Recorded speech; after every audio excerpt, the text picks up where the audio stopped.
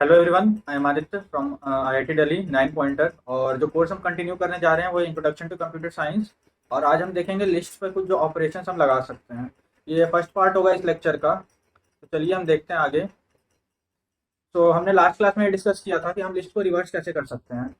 तो एक मैंने जो एल्गोरिथम बताया था वो ये बताया था कि इससे एक लिस्ट है, से x1 x2 x3 dot dot dot xn।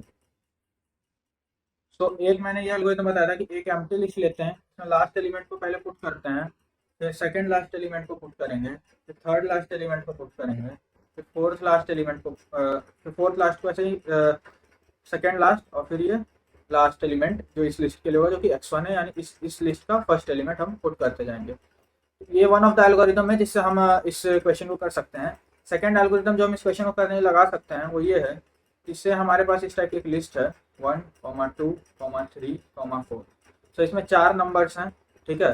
तो मैं इनका सेंटर ले लूँगा, ठीक है, और मैं लूप को सिर्फ हाफ तक चलाऊँगा, ठीक।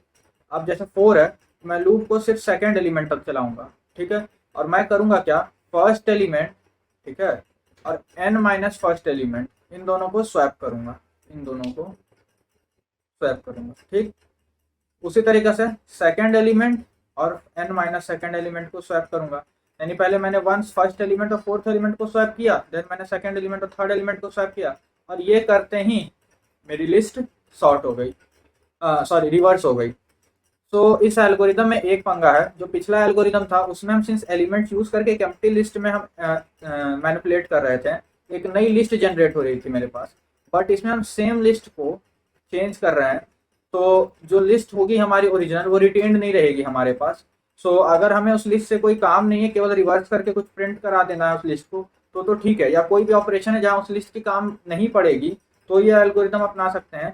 या एक दूसरा काम ये कर सकते हैं कि इसकी हम एक कॉपी बना लें, ठीक है, और फिर रिवर्स करें इस एल्गोरिदम से, जो कि इनएफिशिएंट हो जाएगा, सिंस की कॉपी बनाने में मुझे हर एक एलिमेंट को नई लिस्ट में ऐड करना पड़ेगा, जो कि हर एलिमेंट को ऐड करना एक नई लिस्ट में एक कांस्टेंट ऑपरेशन है। और सिंस इसमें n एलिमेंट्स हैं, तो वो 1 1 1 1 n टाइम्स होगा, तो बिग O ऑफ n हो जाएगा। और ये एल्गोरिदम खुद बिग O ऑफ n में चल रहा था। मैं पहले बिग O ऑफ n लगाऊंगा एक नई लिस्ट बनाने में, फिर जो थोड़ा सा एफिशिएंसी थी वो यूज करूंगा, तो इन जनरल मुझे एक एक्स्ट्रा जनरेट हो जाएगा, एक्स्ट्रा टाइम कॉम्प्लेक्सिटी जनरेट हो जाएगी। सो हम इन जनरली कॉपी बनाना प्रेफर नहीं करेंगे। हम यही कोशिश करेंगे कि या तो उस लिस्ट को चेंज करके अगर मेरा काम चल रहा है तो हम कर लें, या तो हम पहला वाला मेथड यूज करें। तो इसका कोड आप लोग ट्राई करना लिखने की। अगर आपको कोई डाउट आता है तो आप कमेंट सेक्शन में पोस्ट करना, मैं इसका आंसर वहाँ पोस्ट कर दूंगा कि क्या होना चाहिए। अब जैसे अगर हम यहाँ एक मैंने और एक केस लिया जिसमें मुझे 2 लिस्ट को अपेंड करना है, से ऐसा है 1 2 3, से है ABC, ठीक। और मुझे एक कॉमन लिस्ट बनानी है जिसमें मैं L1 में L2 को अपेंड करूंगा, यानी कि कुछ ऐसा 1 2 3 ABC। ये एक लिस्ट मुझे जनरेट करनी है, ठीक। एक तो ऑब्वियस ही बात है, L3 इज इक्वल टू, एक मैंने एम्प्टी लिस्ट ली और मैं L3 में सबसे पहले L1 के सारे एलिमेंट्स को इंसर्ट करता जाऊंगा, या कह लो अपेंड करता जाऊंगा। तो पहले एम्प्टी ली, फिर इसमें फर्स्ट एलिमेंट जैसे ही किया तो x1 आ गया, फिर इसमें सेकंड करेंगे तो x1 x2 आ जाएगा, फिर करेंगे तो x1 x2 x3 आ जाएगा। ऐसे ही करके फाइनली इसमें L1 के सारे एलिमेंट आ जाएंगे, सपोज L1 में अगर n एलिमेंट्स हैं। नेक्स्ट हम क्या करेंगे कि L2 में भी इटरेट करेंगे सेम प्रोसीजर से, जैसे मैंने यहाँ फॉर लूप में 0 से लेन L1 लगाया है, उसे से मैं 0 से लेन L2 लगाऊंगा। तो फिर हम इस लिस्ट में इटरेट करेंगे, और फाइनली इसी तरीके से हम ये देख सकते हैं x1 x2 xn, then y1 y2 ym, ठीक, where m and n will be the length of the respective list. और फाइनली सिंस मैंने दोनों लिस्ट अपेंड करा दिया है, तो मैं रिटर्न L3 कर दूंगा। तो ये वन ऑफ द वेज है। अगर हम चाहें तो या तो L3 अपेंड कर सकते हैं, या एक शॉर्टकट होता है मेरे पाइथन में, L3 में मैं L2 को कॉपी कर सकता हूँ, जिसके लिए होता है L3 is equal to L2 dot copy, ठीक है। ये लगाते ही L2 की मेरी कॉपी बन जाती है और वो L3 बन जाती है। इसका मतलब मेरे पास L3 एग्जैक्ट L2 की एक कॉपी जनरेट कर देगा। या अगर मैं L3 इक्वल टू L2 करूंगा, इसमें आप ये चीज ऑब्जर्व करना, एक बहुत ही मजेदार सी चीज होती है कि जब मैं L3 equal to sorry L1 dot copy करूंगा, क्योंकि मुझे पहले L1 में L2 अपेंड कराना है। सो अगर मैं L3 इक्वल टू L1 करूंगा, तो आप एक चीज ऑब्जर्व करना, अगर आप L3 में कोई चेंज लाओगे तो वो L1 में भी चेंज करता जाएगा। सो ये कह सकते हो पाइथन की एक प्रॉपर्टी है। वो क्यों हम आगे के लेक्चर्स में देखेंगे, जब हम इसमें ये सीखेंगे कि पाइथन में डेटा स्टोरेज के लिए हम क्या प्रोसीजर यूज करते हैं, रेफरेंसिंग्स क्या होती हैं। सो अभी के लिए आप ये समझ लो कि ऐसा होता है, और ये ट्राई करके देखना आप कोड में कि L3 में कोई चेंज लाना, पहले L3 को असाइन करना L1, और फिर L3 में कोई चेंज लाना और L1 प्रिंट कराना। L3 में चेंज करते ही L1 भी चेंज होने लग जाएगा। तो अगर हम पिछले एल्गोरिदम को देखें, एनालाइज करें, तो पिछला एल्गोरिदम था मेरा क्या, कि मैं L3 में अपेंड कर रहा था Li, ठीक है। और मुझे ये एक फैक्ट होता है कि अपेंड ऑपरेशन जो है वो एक कांस्टेंट टाइम लेता है, जिसको बिग ऑफ 1 से रिप्रेजेंट करते हैं। तो कांस्टेंट टाइम को मैं C बोल देता हूँ। सो मैं ऐसे कितने अपेंड ऑपरेशंस लगा रहा हूँ, लेंथ ऑफ L1 ऑपरेशंस लगा रहा हूँ इंटू C, ठीक है। प्लस सिमिलरली मैं नेक्स्ट लाइन में भी लेंथ ऑफ L2 ऑपरेशंस लगा रहा हूँ, L3 डॉट अपेंड L2i, ठीक। सो यहाँ पे मैं C times length of L2 operation लगा रहा हूँ।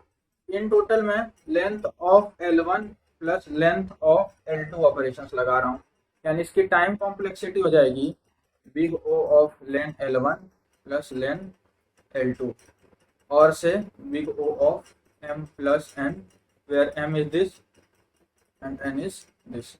सो इस स्लाइड में जो मोस्ट इंपॉर्टेंट बात है वो ये है कि append function takes constant time, that is big O of 1, ठीक है। तो हम हर अपेंड ऑपरेशन को इस चीज से रिप्लेस कर सकते हैं during the analysis of the algorithm. So अब यहाँ पर एक क्वेश्चन है कि मुझे एक कोड लिखना है to produce the map of the elements of list L from a function f। तो से हमारे पास एक फंक्शन दिया है fx is equal to some, एक एक्सप्रेशन दे रखी है हमें, और एक लिस्ट दिया है L से A1 A2 A3 A4 AN। तो मुझे जो लिस्ट प्रोड्यूस करनी है वो करनी है जो कि मैप हो elements of L for a function है। पहले तो मैपिंग समझ लेते हैं क्या होता है। हमने फंक्शंस के चैप्टर में पढ़ा था मैथमेटिक्स में, क्लास 11th या 12th में, कि जब A में कुछ एलिमेंट्स होते हैं, उसको जब हम किसी रिलेशन के थ्रू, फंक्शनल रिलेशन के थ्रू B के कुछ एलिमेंट से मैप कर देते हैं, ठीक है, इस टाइप से, ये एलिमेंट इससे मैप्ड है, ये एलिमेंट इससे मैप्ड है, इसको हम फंक्शनल मैपिंग कहते हैं। तो हमें यही करना है कि मुझे हर एलिमेंट को एक फंक्शन की वैल्यू से रिलेट करना है। सो एक कोड लिखना है इसके लिए। तो यहाँ एक एग्जांपल है ऐसा ही कि L को अगर 1 2 3 है और fx मेरा 2x है, तो जो लिस्ट मेरा प्रोड्यूस करना चाहिए वो 2 4 6 प्रोड्यूस करना चाहिए। क्यों? क्योंकि अगर इस चीज को मैं fx में डालूंगा तो 2 आएगा, फिर इस चीज को मैं अगर डालूंगा तो 4 आएगा, और इस चीज को अगर मैं डालूंगा तो 6 आएगा। सो इस तरीके से हमको अगर n एलिमेंट्स हैं, A1 को F में डालना है, A2 को F में डालना है, A3 को F में डालना है, और AN को F में डालना है। और एक सही एल्गोरिदम लिखने की कोशिश करनी चाहिए हमेशा। कई बार इन जनरली हो जाता है कि हमने गलत एल्गोरिदम लिखा है, लेकिन फिर भी कोड सही चल गया और हम खुश हो जाते हैं कि वाह मैंने तो कोड लिख दिया। जबकि एक हाई पॉसिबिलिटी रहती है कई बार कि मैंने कोड तो गलत लिखा है, लेकिन फॉर सम पर्टिकुलर केसेस वो सही चल जाए, और हमारा टेस्ट केस अगर वही हुआ तो हमें एक धोखा हो जाएगा कि हाँ ठीक है मैंने कोड सही लिख दिया, और फाइनल यूजर जब उसको यूज करेगा तो उसे एरर्स मिलेंगे। सो कोशिश यही करेंगे कि हमेशा हम सही एल्गोरिदम लिखें। तो पहले तो इसका एल्गोरिदम डिजाइन करना है, फिर कोड लिखना है। एल्गोरिदम थोड़ा बहुत मैंने डिस्कस कर दिया है, तो आप ट्राई करना इसको।